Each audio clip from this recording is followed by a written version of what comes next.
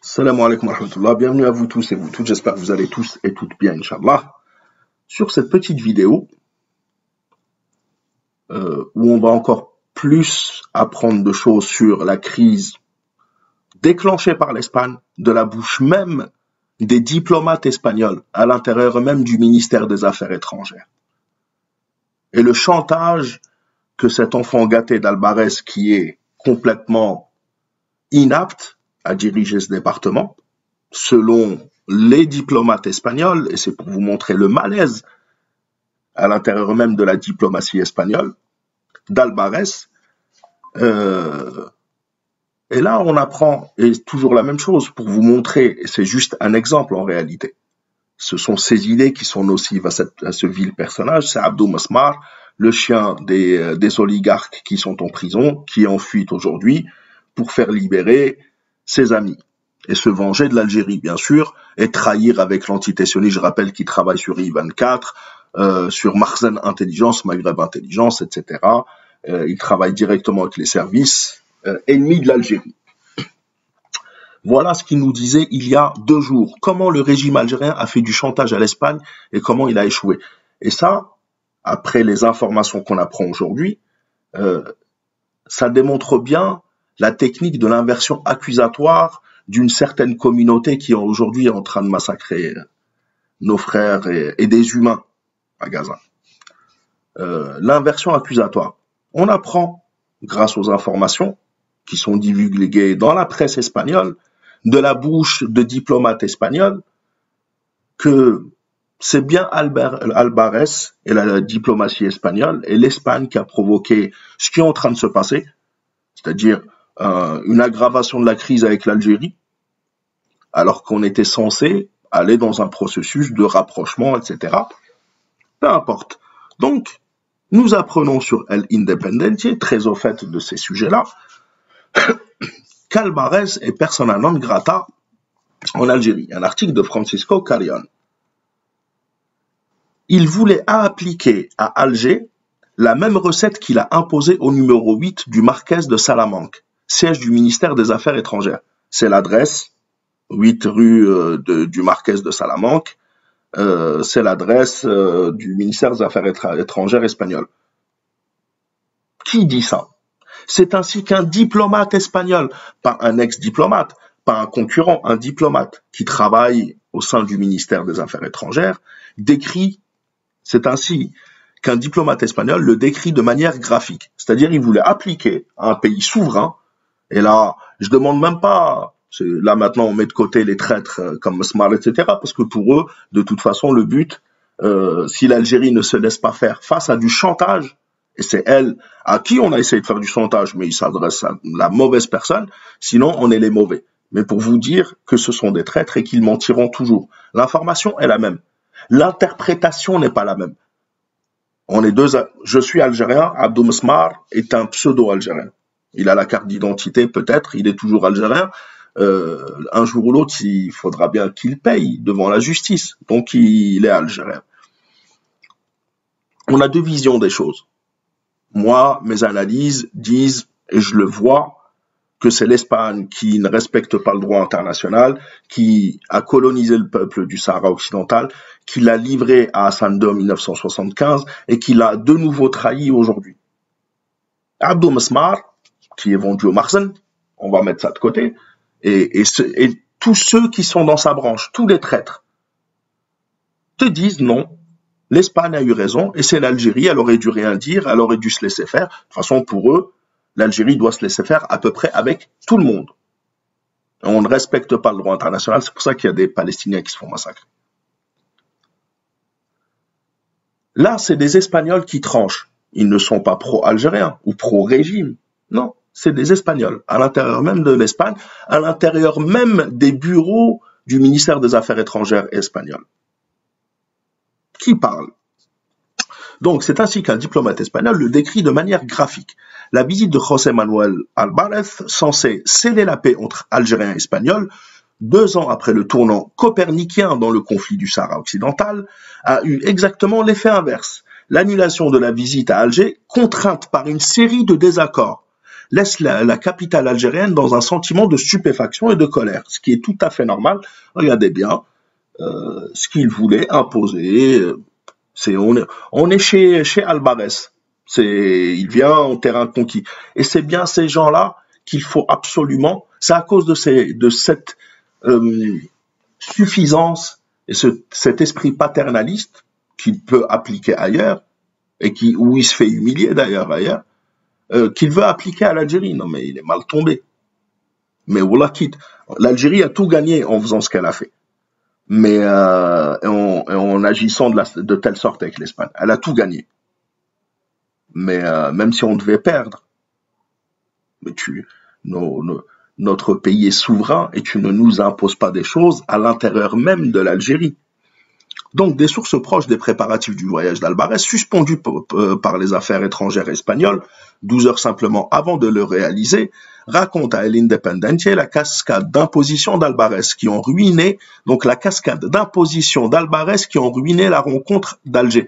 Donc, c'est Albarès, parce que toute visite d'un ministre des Affaires étrangères dans un autre pays, il y a un protocole qui est à peu près tous le même. Il rencontre son homologue, il discute des questions bilatérales et multilatérales et régionales. Ça a toujours été comme ça, avec tous les pays, de tous les pays du monde, et pas que l'Algérie. Quand la Russie rencontre le ministre des Affaires étrangères, le secrétaire d'État américain, il parle pas que de leurs relations bilatérales, il parle aussi des autres problèmes.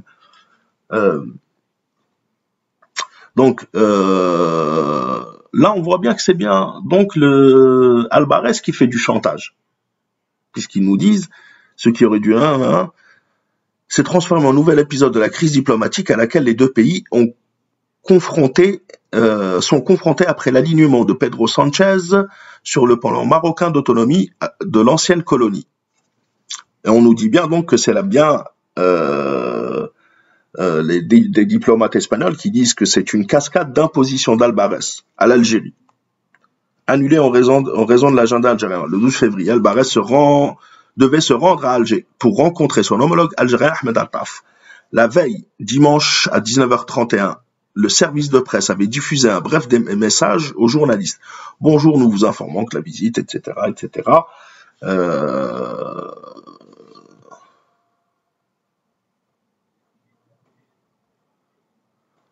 Donc, depuis lors, Albarès a évité de fournir d'autres explications sur l'annulation surprise du voyage. Son équipe de presse, dans sa ligne habituelle d'évitement des demandes d'information, n'a pas non plus évoqué les raisons de l'agenda algérien qui ont conduit à la déprogrammation de l'itinéraire. Comme l'a appris le journal, les affaires étrangères espagnoles ont essayé à tout moment d'imposer le design de la visite depuis Madrid, ignorant complètement les exigences du pays hôte.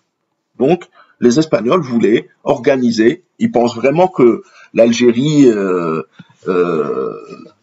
voulait à tout prix se réconcilier avec l'Espagne, donc ils voulaient absolument imposer la visite à partir de Madrid. Non, on fait comme ça, on fait pas comme ça. Vous allez voir. J'oppose mon veto au Sahara et à une conférence de presse. Ça, c'est Albarès qui parle. Ainsi, la seule intention du socialiste était d'aborder la relance des relations commerciales bilatérales après la suspension du traité d'amitié et de bon voisinage et l'interdiction de l'association patronale des banques d'effectuer des transactions bancaires à destination en provenance de l'Espagne, ce qui impliquait de facto un veto au commerce avec notre pays. Albarès a rejeté la possibilité d'une déclaration commune dans laquelle l'Algérie demanderait une référence au Sahara occidental. Bon, déjà ça, c'est inadmissible. Nous, on parle des questions d'intérêt commun, on parle du Sahara occidental. Tu viens chez nous, tu respectes ou tu te bats. Mais pire que ça, à la limite, ça, c'est une question de... On peut mettre des pincettes dessus. Mais le pire, c'est quoi? Donc, une déclaration dans laquelle l'Algérie demanderait une référence au Sahara occidental et à la position traditionnelle de l'Espagne de soutien à la mission de l'ONU et à la recherche d'un accord mutuellement acceptable entre les parties en conflit. Il n'y a pas que ça. Le chef de la diplomatie espagnole s'est également montré catégorique sur la possibilité de tenir une conférence de presse avec des questions à la fin de la visite. Ah, quand tu vas dans d'autres pays, quand tu es parti juste à côté pour répéter que tu soutenais la colonisation du Sahara occidental, il n'y avait pas de problème. Par contre, une conférence de presse en Algérie, non. Eh ben non, on n'en veut pas. On n'en veut pas de ta visite. Donc le chef de la diplomatie espagnole s'est également montré catégorique sur la possibilité de tenir une conférence de presse avec des questions à la fin. Il l'a carrément rejeté devant le refus. Les Algériens ont fermé la porte à une rencontre avec le président Abdelmadjid Tebboune, comme le demandait Albares. Et lorsque la négociation s'est révélée infructueuse, ils ont également retiré de la table l'option d'une rencontre avec Attaf, précipitant ainsi l'échec de la mission d'Albares. Tu veux venir, tu veux pas parler tu veux imposer ta façon de faire, tu rencontreras pas le président de la République. Tu fais le têtu et non, il n'y a pas de conférence de presse. Ouais, t'es venu juste pour récupérer les intérêts de l'Espagne. Tu veux pleurer, mais pleure, va te plaindre. C'est toi qui as refusé.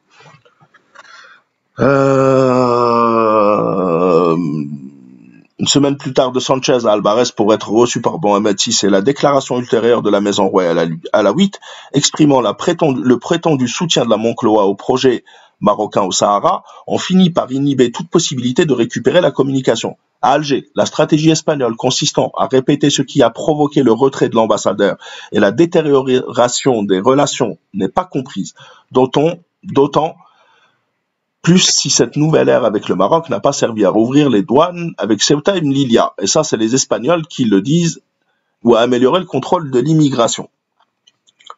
L'Algérie assure qu'elle maintiendra les contrats gaziers signés avec l'Espagne et qui ont fait du pays le premier fournisseur de gaz en 2023, avec plus de 29% du total, mais ne cache pas qu'elle privilégiera l'Italie au détriment de l'Espagne. Et on l'a fait et on continuera à le faire. Et c'est tant pis pour l'Espagne qui perd beaucoup. Avec Rome, le dialogue est excellent. L'Italie et l'Espagne ont signé leur traité de bon voisinage avec l'Algérie quelques mois d'intervalle entre 2002 et 2003.